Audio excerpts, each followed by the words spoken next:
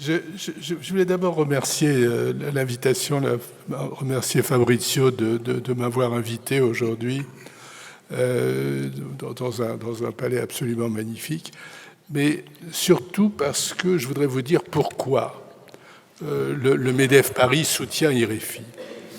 D'abord, le MEDEF, c'est effectivement une très grande organisation au plan national français. Nous représentons environ 500 000 entreprises, c'est-à-dire la très grande majorité des entreprises françaises. Et la particularité du MEDEF, c'est que ça n'est pas seulement l'industrie, c'est aussi les services, la banque, l'assurance, c'est-à-dire l'ensemble des entreprises françaises, pour des raisons tout à fait historiques sur lesquelles je ne reviendrai pas. Et dans ce sens-là, c'est très différent de Koch Industria ou de CBI ou de BDI. Le MEDEF a une vocation interentreprise dans tous les secteurs. Et dans ce sens-là, le MEDEF Paris et Grand Paris, que je représente, est l'antenne sur cette région de cet ensemble d'entreprises. Sur la région parisienne, en direct et au travers des fédérations, nous représentons un peu plus de 10 000 entreprises. C'est donc un segment important de notre... Enfin, c'est pas un segment important, c'est une organisation représentative importante. Pourquoi le MEDEF Paris Grand Paris s'intéresse à IREFI? Je voudrais essayer de vous expliquer pourquoi. Parce que c'est un peu au cœur de ce qui a été dit jusqu'à présent, et en fait d'une très grande similitude entre la France et l'Italie en ce qui concerne la croissance des entreprises de petite taille ou de moyenne taille pour devenir des entreprises de taille intermédiaire, c'est-à-dire des entreprises importantes, avant les grandes entreprises du CAC 40, mais des entreprises importantes. Et il y a là plusieurs freins qui font que la situation française est très similaire à la situation italienne.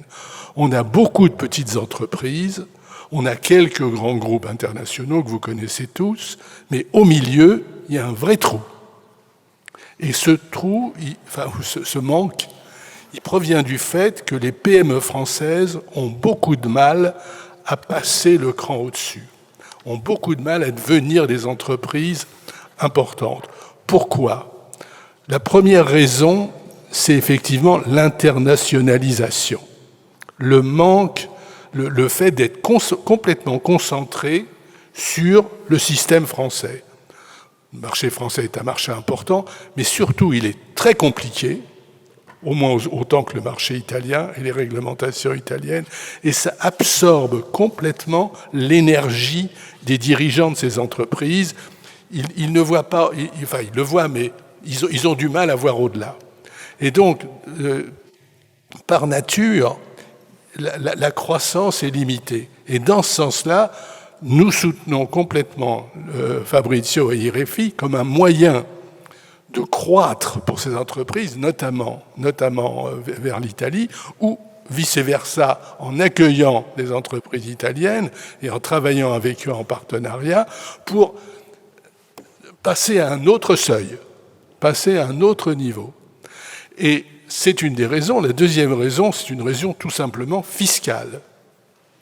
Quand les entreprises françaises passent à un certain niveau, pour des raisons fiscales, familiales, tout ce qu'on veut, ce qu'a pas fait M. Garonnet, mais elles se vendent, tout simplement.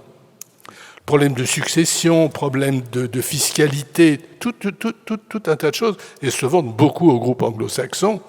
Et donc, on a un vrai gap là de création d'entreprises, de continuité d'entreprises, et en particulier au travers de ce que j'ai dit tout à l'heure, au travers de cette internationalisation.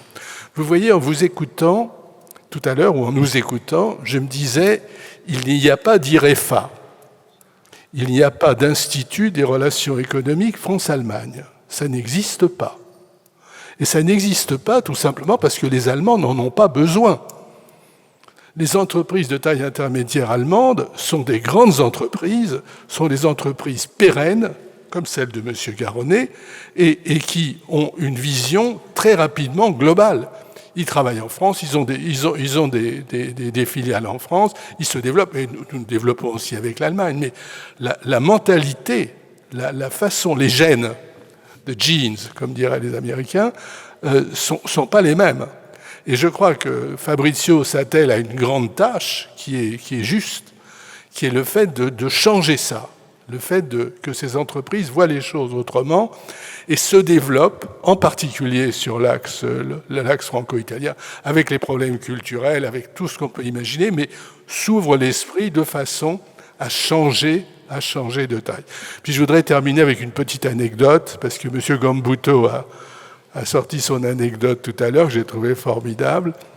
Monsieur Gambutto, si vous imaginez un petit enfant français en Italie, comme vous étiez un petit enfant italien en France, qui va dans une boutique de bonbons et qu'on lui offre des bonbons, qu'est-ce qu'il dirait?